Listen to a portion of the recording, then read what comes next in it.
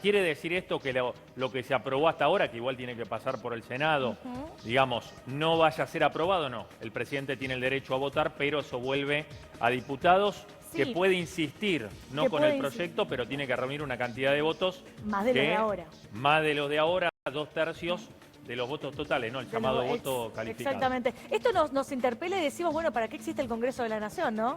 En este contexto. Si todo lo que el Congreso... Recordemos que dentro del Congreso de la Nación... Mirá, y te va a decir, son mecanismos democráticos. No, están en la Constitución, es verdad que son mecanismos democráticos, pero también es un mecanismo democrático respetar la división de poderes. Dentro del Congreso de la Nación están representadas todas las fuerzas políticas y también las provincias y todos aquellos senadores y diputados que representan a los jubilados del interior en Ushuaia, en La Quiaca, en Jujuy y en un montón de lugares de todo el país. Yo creo que es simbólico. El tema es, claro, entonces el tema está, preguntémonos, ¿para qué trabaja el Congreso de la Nación si tenemos un presidente que va a gobernar por él mismo? Pareciera que estamos en una monarquía, que estamos frente al rey, el cual decide qué es ley en la Argentina y qué no. Y el Congreso de la Nación, que se calle, que no exista, ahí calladito 4 años y después vemos para qué lo necesitamos. Entonces, la verdad que esto atenta contra las instituciones en un país democrático, republicano, hay que respetar la división de poderes. La buena noticia es que sí. De igual manera, digo, lo reafirmó también, vos mencionabas que utilizó el fin, al igual que Adorno, y bueno, el vocero presidencial que reafirmó lo mismo. Tuiteó: el presidente de la Nación vetará todos y cada uno de los proyectos de ley que impliquen quebrantar el equilibrio fiscal. El populismo ya no es parte del camino. Y bueno, fin. Bien, la buena noticia es que están trabajando los diputados. Vamos a verlo, seguimos transmitiendo en la sesión. Dale. Acá, y no se lo voy a permitir que se lo diga ni a la diputada Lemoine ni a ninguna diputada de esta Cámara, porque ustedes, que son los que siempre dijeron que defienden a las mujeres, están defenestrando porque no tienen argumentos. Use argumentos, señorita, en vez de estar agrediendo sin fundamento. Muchas gracias. Para una cuestión de privilegio tiene la palabra el diputado Alejandro Vilca. Sí, señor presidente, esta cuestión de privilegio es contra el Ejecutivo Nacional por el decreto 340/25, que aprovechándose de la modificación del régimen de la Marina Mercante, vuelve a cargar sobre el derecho a huelga. Plantea la modificación del artículo 24, ley 25.877, sobre conflictos colectivos de trabajo.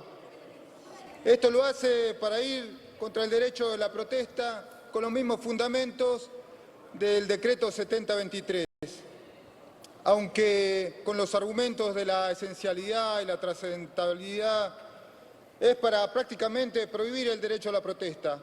Aunque este decreto hoy esté frenado por una presentación judicial que hizo la CGT, el gobierno ya anunció que va a apelar porque quiere continuar o imponer esta medida.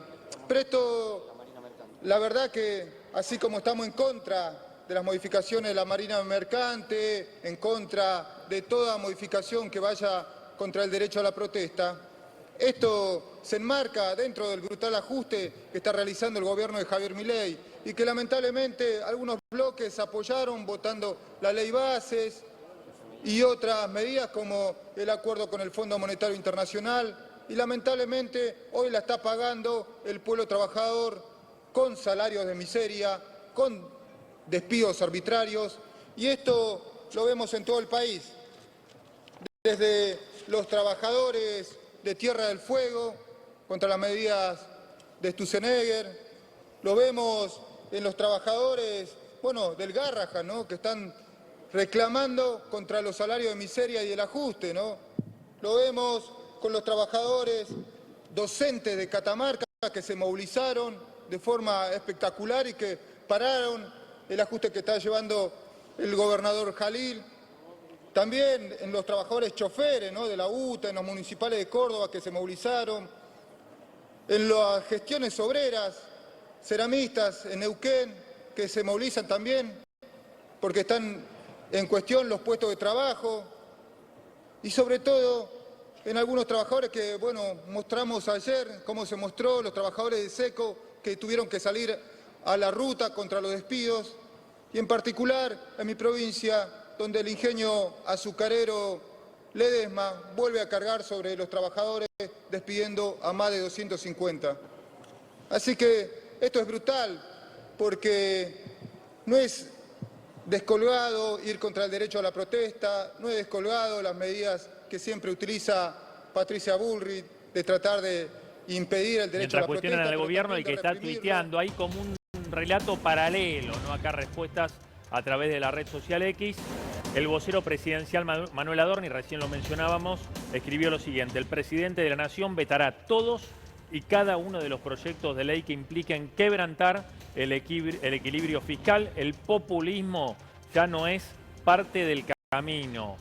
Fin, ¿no? Como dice Adorni, ya, bueno, la marca, ¿no?, de Adorni en cada una de sus alocuciones. también la tomó. Fin, ahora no dice nada de los jubilados que cobran, como Eduardo, ¿no?, que cobran, bueno, en el caso de Eduardo no la mínima, pero tampoco es que le sobra absolutamente nada y no les va a cambiar la vida si es que hay un aumento, pero No, y también la están pasando mal, ¿no? es que justamente lo que llama la atención es que hablan del déficit cero y de que no quebrantar el equilibrio fiscal, pero estamos hablando de que ellos pasan a cobrar 9 millones de pesos y medio. Entonces, ¿cómo puede ser que un jubilado que cobra 300.000 pesos pone en jaque todo el equilibrio fiscal del país y no que cobren 9 millones de pesos 9 millones y medio, asesores, auto, chofer, vuelo, alquiler, 300 lucas cobran los jubilados porque todavía el aumento no lo dieron.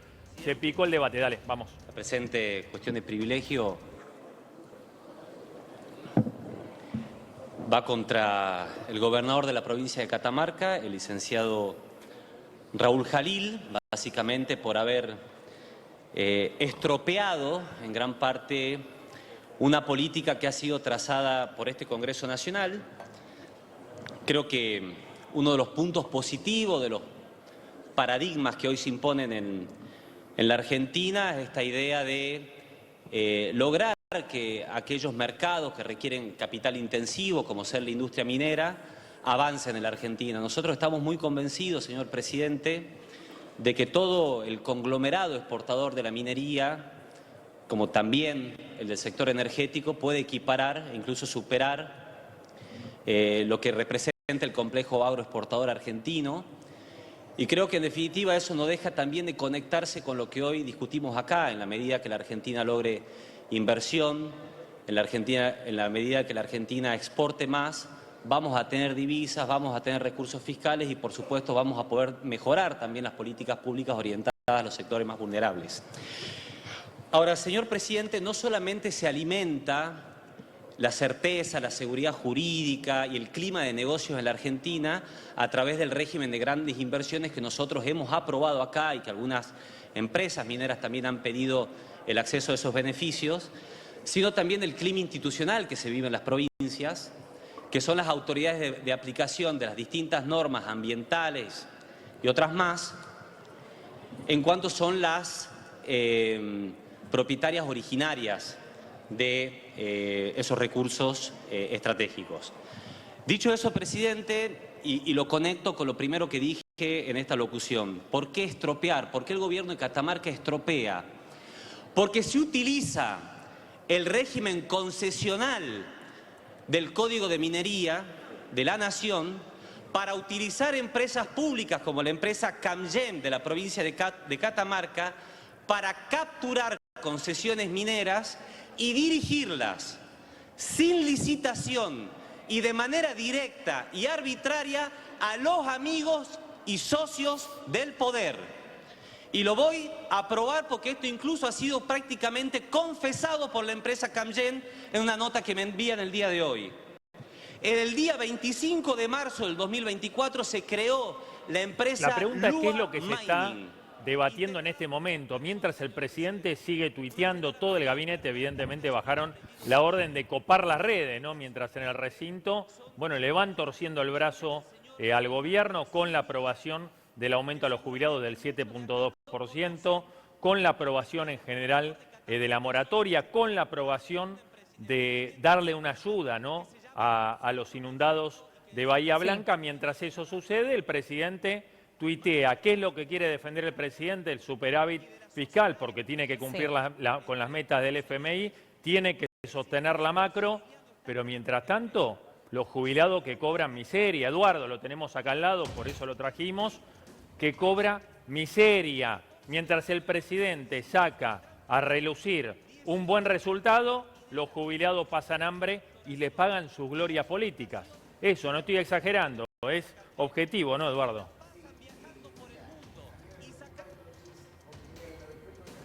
No lo, No, está a ver, sin no lo audio, escuchamos, ahora sí. lo No, digo, corregimos. Diego, Sí, ahí lo- recordemos también el tema del bono, que pasa a ser de 110.000 pesos, cuando estaba frisado. Pasaría, ¿no? Sí, Pasaría. en potencial. Falta un camino largo. Todavía falta, porque por ahí un jubilado se ilusiona y piensa que ya en la próxima va a cobrar este bono y no es así, y que está frisado en 70.000 pesos hace más de un año ya, lamentablemente, que también tengamos en cuenta que es no remunerativo, por eso se dice, no entre los senadores ahí que lo debaten, diputados dicen, bueno, es en negro, Claro. ¿por qué? Porque no incluye justamente el aguinaldo. El presidente tiene la lapicera, ¿no? La lapicera para vetar este proyecto, que recordemos, primero pasa por diputados, en caso de ser aprobado va a senadores, si senadores aprueba, bueno, queda firme y va al presidente Milei, que tiene la posibilidad de vetarlo, ya dijo, todo lo que venga, que sea aumento, es lo que dio a entender, ¿no? Me importan nada los jubilados, me importan nada los empleados del Garrahan, me importan nada los discapacitados, no le voy a dar un peso,